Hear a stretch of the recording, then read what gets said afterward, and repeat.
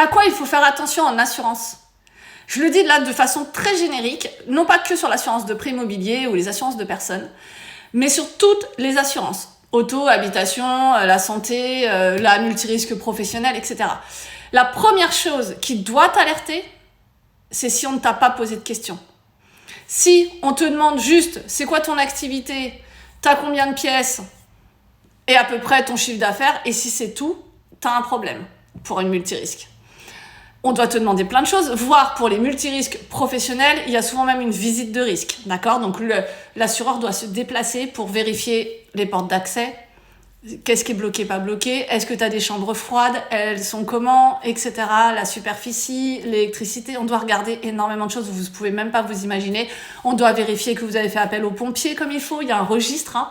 Bref, c'est la même chose pour le particulier qui veut assurer sa voiture et par téléphone. Moi j'ai déjà eu le cas il y a quelques années en arrière quand je faisais de l'automobile où j'ai raccroché au client directement, enfin au prospect, concrètement je suis pas là pour faire un devis basiquement de tu me prends combien pour ma Mercedes, ainsi de suite, et que je dis ok très bien mais c'est quoi votre ville, votre adresse, est-ce que tu as un garage, et que le monsieur au téléphone me dit ah mais j'ai pas à vous le dire, de toute façon il est hors de question que je vous dise quoi que ce soit sur moi, les autres ont été capables de me donner un prix. Bah ok, bah c'est peut-être ça le problème du coup. Je pense que si on t'a donné un prix alors qu'on t'a posé aucune question et alors que tout est tarifant en automobile, c'est que là t'as peut-être un problème de déclaration. Mais ça vaut pour tous vos contrats. Si je te parle d'habitation et que je ne te demande pas si tu as du photovoltaïque sur ton toit, je ne te demande pas si tu as un chien de première catégorie, et oui, il y a des compagnies qui refusent totalement tout le contrat d'assurance parce que tu as un chien de première catégorie.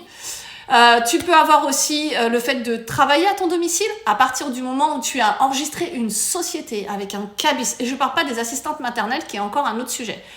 Si tu as effectivement une entreprise, que tu reçois de la clientèle, que tu stockes des choses chez toi, ça ne s'assure pas comme une assurance standard habitation, d'accord? Le même nombre de pièces, c'est pareil. Les pièces, ça dépend de leur superficie, ça dépend de plein de choses. Il peut y avoir aussi, et il y a eu le cas en Île-de-France, là où je suis, donc moi je suis sur Melun, mais pas loin, il y a un restaurant qui s'appelle la Mare au Diable, et quand j'étais petite, donc le restaurant existe toujours, mais ils ont coupé, vous savez, le terrain pour faire des maisons en bois, d'accord? Des maisons en bois, des chalets, comme si on était à la montagne. Et qu'est-ce qui s'est passé?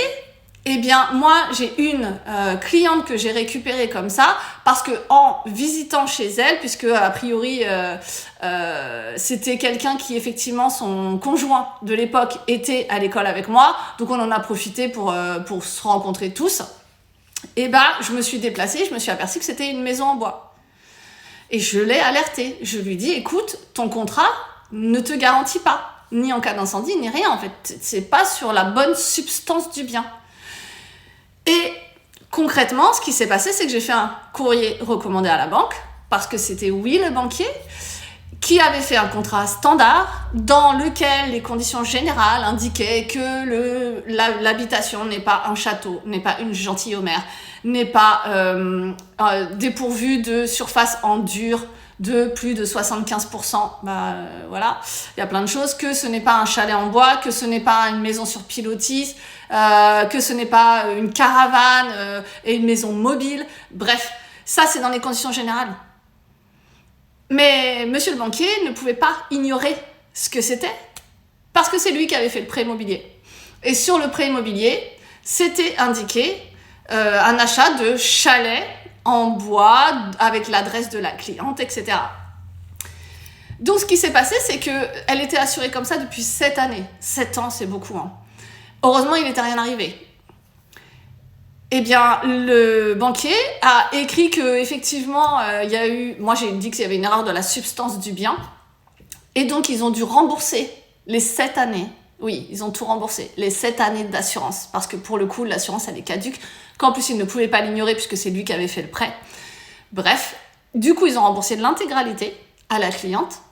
Et dans son courrier, il a bien mis qu'en cas de sinistre, il aurait indemnisé. Ouais, mais en fait, sûrement. Parce que sa responsabilité aurait été engagée, mais ça aurait pris combien de temps?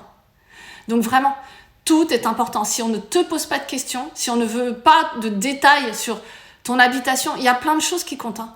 Le fait d'être au rez-de-chaussée ou au dernier étage, c'est pas le même prix. Le fait d'être dans telle ville ou telle ville, c'est pas le même prix. Un 3 pièces, un 4 pièces, c'est pas le même prix. Bref, tout compte. Si tu es propriétaire, si tu es locataire, si tu es occupant à titre gratuit, si vous êtes en colocation, ce ne sont pas les mêmes contrats d'habitation qu'il faut signer. C'est comme ça.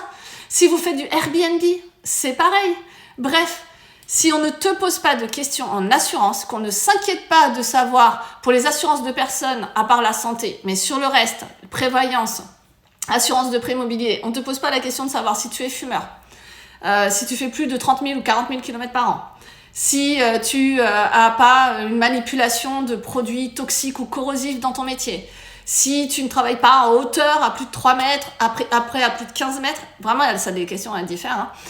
Si tu ne fais pas de sport spécifique, attention sport, vraiment, il y a des sports, c'est compliqué, ça ne s'assure pas pareil. Et si on ne te pose aucune question parce que le contrat groupe n'en pose pas, bah je suis désolée, mais tu as quand même beaucoup de chances que le dos et le pied soient avec condition d'hospitalisation, tu as beaucoup de chances que ce soit de l'indemnitaire, tu as beaucoup de chances que ce soit pas strictement ton activité professionnelle en cas d'invalidité, ce qui veut dire qu'à partir du moment où l'expert va venir évaluer que tu peux travailler dans n'importe quelle profession, il ne te sert à rien ton contrat, ils ne vont pas indemniser.